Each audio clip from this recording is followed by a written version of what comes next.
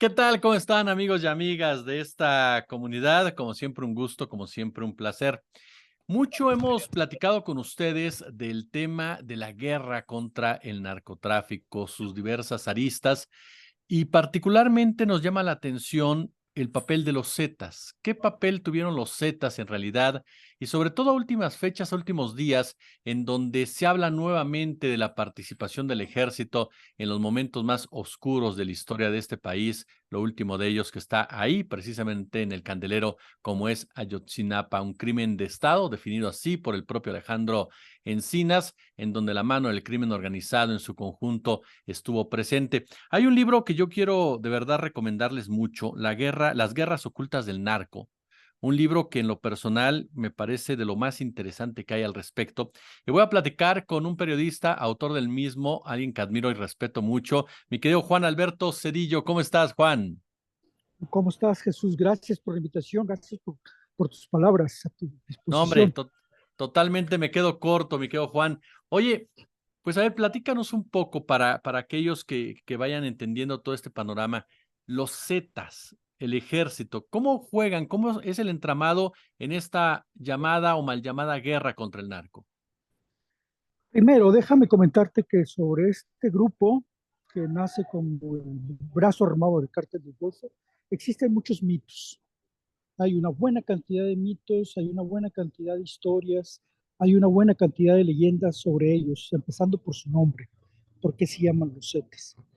Y cuando yo estaba investigando para este libro y otro que me van a publicar en unos días más, que se llama La Masacre de Allende, que sale en una semana o ya está en las librerías del DF, me propuse ir a los archivos históricos de la Secretaría de la Defensa Nacional y solicitar los expedientes de los Zetas. Creo que hay muy pocos investigadores que han trabajado con los documentos de Sedena, si no es que son contados por las manos. A mí primero me los niegan. Tengo que hacer varias peticiones de acceso a la información para tener el acceso a los expedientes, porque la Secretaría de Defensa Nacional genera un expediente desde que se entra al ejército, desde su ingreso, y se va alimentando en la medida que van pasando los días, los años, sobre todas sus actividades oficiales que el ejército les atribuye, desde su capacitación, sus misiones, sus mal comportamientos, todo eso va quedando registrado en su expediente. Y me propuse revisar los expedientes de los principales miembros de los Z, los fundadores, que son 14, y luego sobre sus jefes.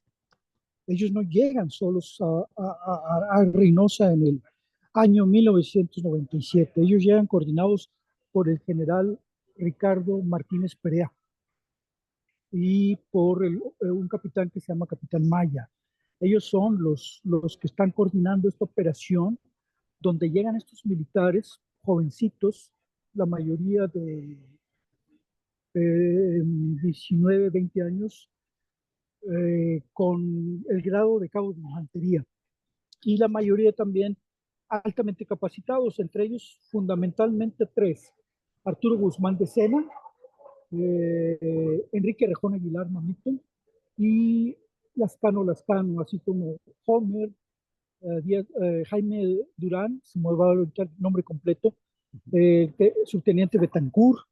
Todos ellos, ahí están sus expedientes, porque hay muchos mitos si eran gafes, no eran gafes. La mayoría no eran gafes una élite de los dirigentes de los militares. Y estos expedientes que a mí me toca revisar de los Zetas, te dejan claro cuál era su actividad al principio cuando llegan a Reynosa a combatir el crimen organizado. Para empezar, se llaman Zetas porque fue la designación que les asigna la Secretaría de la Defensa Nacional. Ellos mandan tres grupos de militares para que se introduzcan como civiles al ejército, a la Policía Judicial Federal en Reynosa y en Tamaulipas, porque estas corporaciones, que eran las oficiales para combatir el narcotráfico en los años 90, que eran dependientes de la PGR, estaban sumamente corrompidas. Y el ejército, que forma parte de un acuerdo con los Estados Unidos para combatir las drogas en la frontera, El ejército manda a estos soldados como civiles, les quitan el uniforme y los introducen al interior de la Policía Judicial Federal con una clave de identificación militar. Llegan tres grupos. Llega el grupo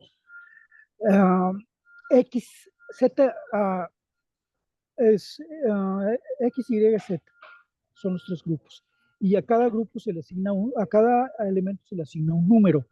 Había Z1, Z2, Z3, etcétera, ¿no? Y X1, X2, X3. Y estos registros de sus expedientes mencionan que pues van a participar como infiltrados, como militares para combatir el narcotráfico. Y no pasa ni un año cuando llegan. Ellos llegan aproximadamente a principios del año 1997. La élite Z que va a dirigir todo este grupo, que después crece ya no con militares, sino con civiles que van reclutando porque ya son miembros del crimen organizado, pero de todas maneras les van asignando un número con la clave Z.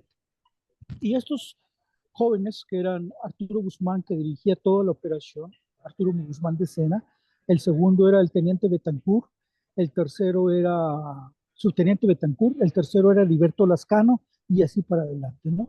Ellos llegan a principios del año 97 y para finales de ese año ya están comprados por el crimen organizado. Siguen siendo operando como policías judiciales, pero ya están al servicio del crimen organizado. ¿Quién los recluta? En la frontera chica de Reynosa.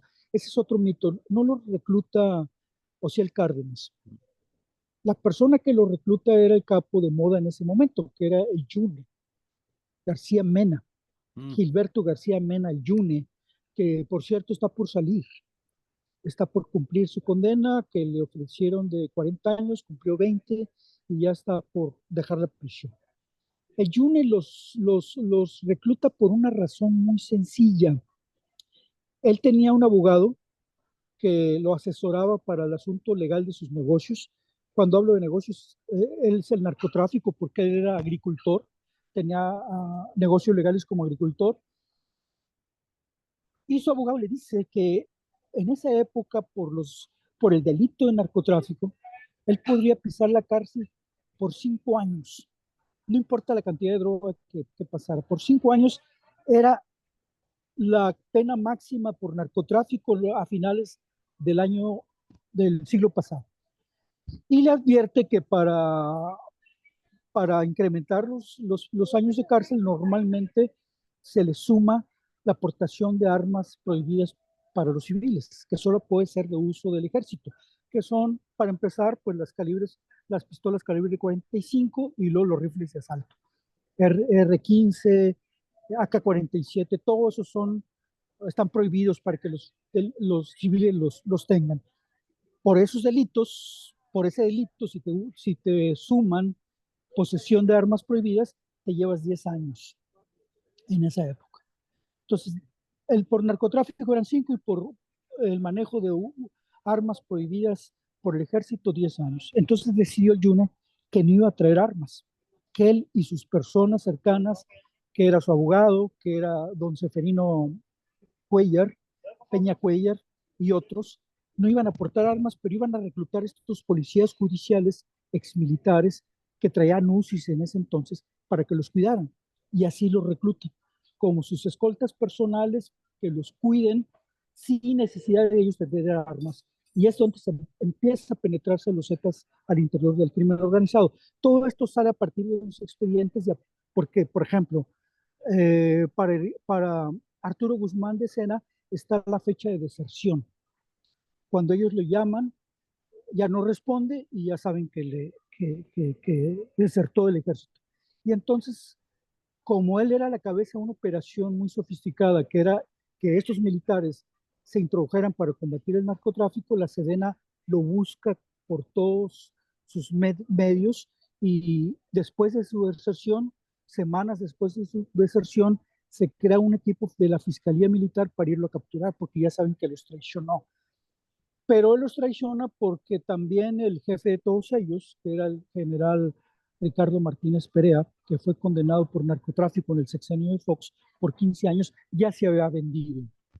Es decir, estos jóvenes habían sido reclutados porque eran muy leales, muy capacitados, eran jóvenes muy idealistas que iban a luchar por la patria, etcétera, etcétera. Cuando se dan cuenta que los militares, sus mandos ya están corrompidos, ellos ya no traen uniforme, ya no tienen la disciplina militar, entonces rápidamente el crimen organizado los copta. Y esa es la primera fase de cómo los Zetas se introducen y son jalados por el crimen organizado. Oye, varios puntos muy interesantes que nos planteas, querido Juan, y precisamente acabar con este tipo de mitos que rodearon la llegada de este grupo al crimen organizado. Esto último que planteas, ¿no? O sea, muchachos jóvenes, idealistas, comprometidos, y que terminan siendo parte de una historia sumamente negra, sumamente oscura. ¿Es la militarización del crimen organizado cuando ingresan ya los Zetas en forma? Sí, fíjate, ahí eso es lo más interesante, porque si uno en el año 2000, ya cuando están operando como bajo el crimen organizado, del año 2000 para atrás, los grupos del narcotráfico, los cárteles, eran pequeños grupos, Ujú. eran pequeños instituciones poderosas que corrompían muy fácil porque tenían mucho dinero, pero no eran una institución paramilitarizada, no era una institución que se anduviera peleando y metiéndose con la población, mucho menos, eso no existía. Hasta el año 2000 existían los códigos en los cárteles, en los grupos, llámese Cártel del Golfo, llámese Sinaloa o los Arellano Félix, que después se rompieron, que por ejemplo no te podías meter con la familia, tú no podías tocar a un miembro del capo que fuera su familia, te tenías que ir con el capo y sus asesores, sus guardias, pero la familia de él no la podías tocar. Todo eso se rompe con la llegada de los Zetas y con la pelea que existe en el caso del Chapo con el Güero Palma, etcétera, que se empiezan a meter con las familias. Por eso matan a la familia del Güero Palma, ¿no? Como una venganza. Entonces, los cárteles se empiezan a paramilitarizar cuando los Zetas llegan y los utilizan. Ya para estas fechas, en 2001, ya eh, Gilberto García Mena ya cayó a la cárcel porque Santiago Vasconcelos llegó a detenerlo gracias a una filtración de Osiel Cárdenas, que quería quitarlo de el poder que tenía la frontera chica y quedarse con Matamoros y zona, porque era la zona Río Bravo, Guerrero, Camargo, Ciudad Mier, por donde el cártel del Golfo pasa la droga, pasa los migrantes, etcétera, etcétera. Meten el contrabando y meten armas por esa porosa frontera chica de Tamaulipas. Y entonces cuando ya toma el control de los Zetas, o si el Cárdenas se da cuenta que son militares altamente capacitados, que no sabe, los narcos de esa época, pues no sabían manejar las AK-47, los Barrett, las bazucas, las granadas, los autos blindados, las armas exclusivas del ejército. Y estos tipos tienen esa capacidad y eso lo demuestran cuando Ciel decide tomar la frontera de Nuevo Laredo a principios del siglo XXI. Él manda a los Zetas a borrar a las pandillas autónomas que controlaban Nuevo Laredo, que es la principal frontera por donde pasa el 75% del comercio entre México y los Estados Unidos. Y sabía que era una frontera estratégica. Él manda a los Zetas a combatir a dos pandillas que controlaban Nuevo Laredo, que eran los Chachos y los Texas. Esos eran los grupos con un aparente grupo de, digamos entonces, de guardaespaldas que eran los pelones, que controlaba principalmente eh, Arturo Beltrán Leiva como fracción del cártel de Sinaloa. Y entonces llegan los Zetas, 14, ya para ese entonces eran 30, y barren con todos los enemigos ahí. En semanas los someten, además tenían esta capacidad de inteligencia que les había proporcionado el ejército, compraban policías, y ahí la parte más sofisticada para este asunto de la paramilitarización de los grupos.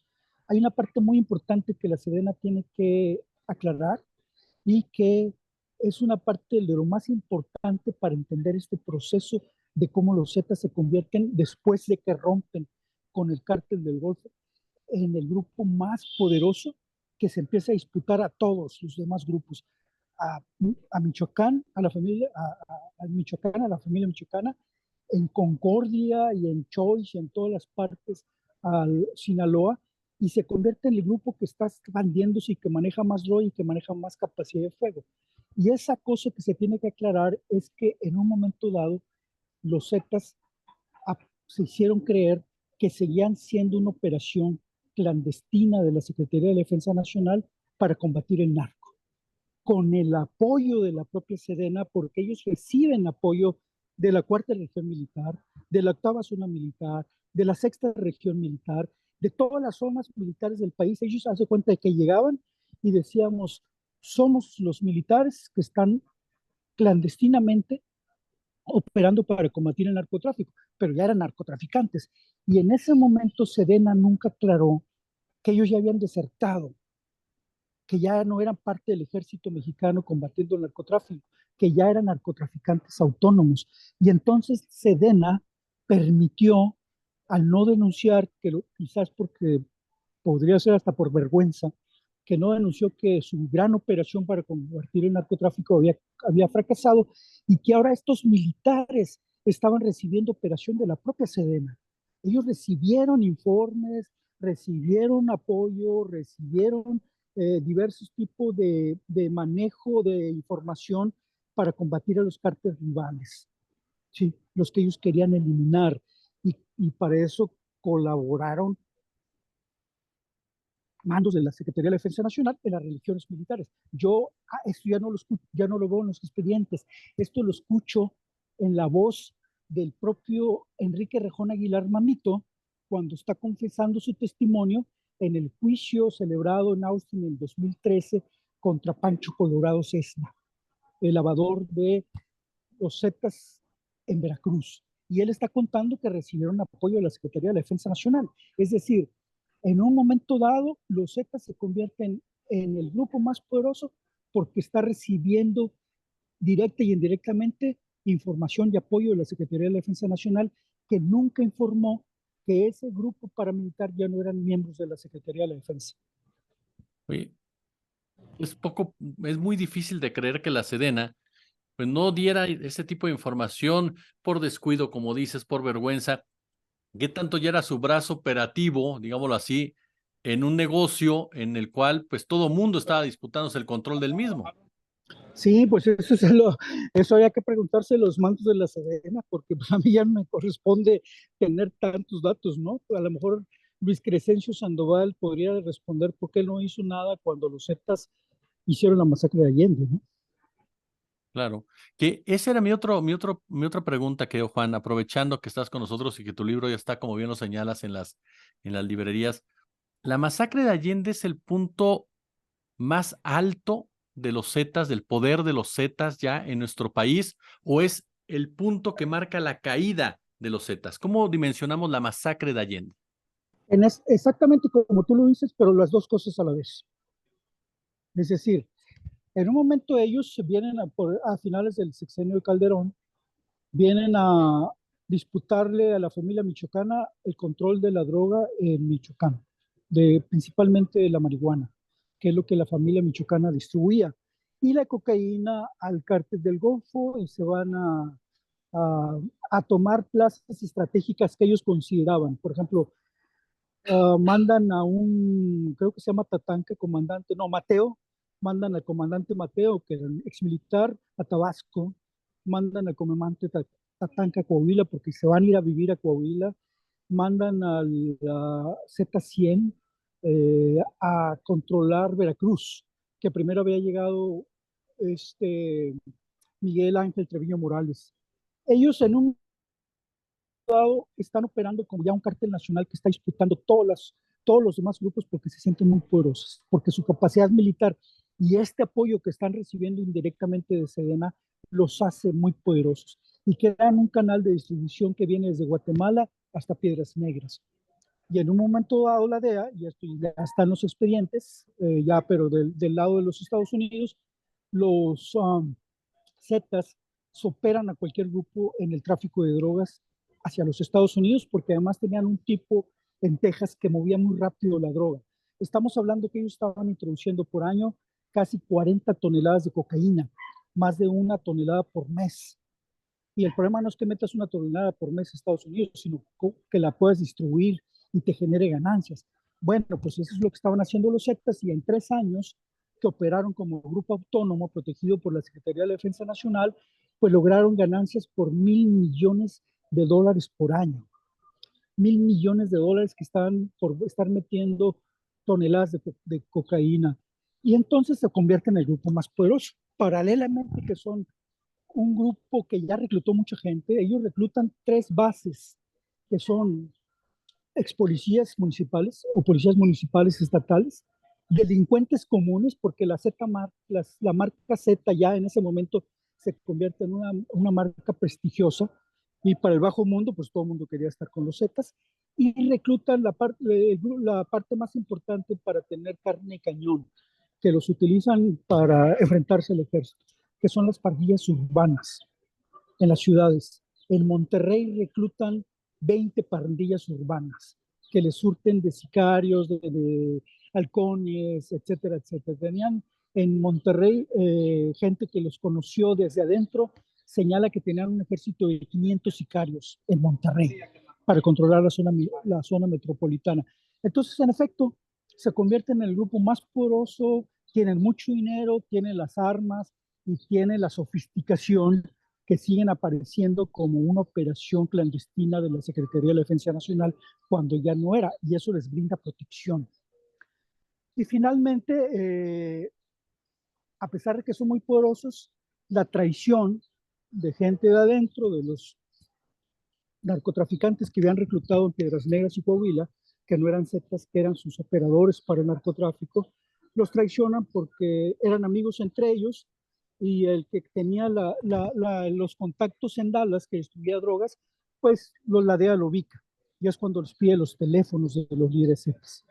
Y a partir de que les entregan esos teléfonos, que la DEA comete el error de mandarla a la unidad de operaciones sensibles, que era una institución de ellos formada con policías federales, en lugar de que esos policías federales fueran a capturarlos, le dicen a Z40, mira, alguien está traicionando. Y esa traición provoca que se autodestruyan porque se dividen, se pelean, pero sobre todo pierden el canal de distribución hacia los Estados Unidos. Y es cuando ellos empiezan a meter más el cobro de piso, los secuestros, porque ya su negocio fuerte, las drogas, se colapsó. Finalmente, querido Juan, ¿qué relación había de los Zetas con precisamente los Estados Unidos? ¿Hay algún tipo de informe, de reporte que manejara algún tipo de relación de los Zetas o el trato que tenían con la CIA, con la DEA, con estas agencias de inteligencia? ¿Hay algo relacionado con eso? ¿Cuál era la relación hacia Estados Unidos? Primero, la primera es que ellos son una operación, cuando es oficial y cuando es legal, cuando están siendo parte del ejército, es una cooperación entre el ejército, el gobierno mexicano y el gobierno de los Estados Unidos. Porque el gobierno de los Estados Unidos siempre presionó para que los militares participaran en el combate al narcotráfico y la destrucción de drogas.